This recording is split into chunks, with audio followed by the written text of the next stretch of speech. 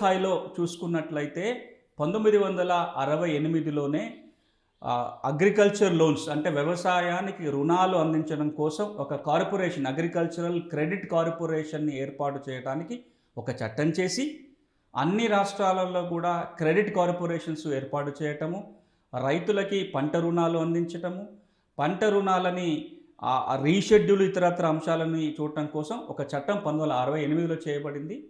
ఈ 1968లో వచ్చిన చట్టాన్ని రద్దు చేసుకుంటూ మరొక కొత్త చట్టం వచ్చింది. అదే ఇప్పటికీ అమలవుతుంది. ఆ చట్టమే నాబార్డ్ చట్టం. ఆ చట్టం ప్రకారం ఏర్పడిన బ్యాంకే నాబార్డ్. నాబార్డ్ అంటే national bank for agricultural and rural development. జాతీయ స్థాయిలో వ్యవసాయం కోసం, గ్రామాల అభివృద్ధి కోసం రుణాలు అందించడం కోసం ఏర్పాటు చేయబడ్డ బ్యాంకే నబార్డ్. ఈ నబార్డ్ చట్టం 1981లో రూపొందించారు. ఈ నబార్డ్ చట్టాన్ని ఆధారంగానే ఆ నబార్డ్ ఏర్పడిన సంస్థ ఏర్పడింది.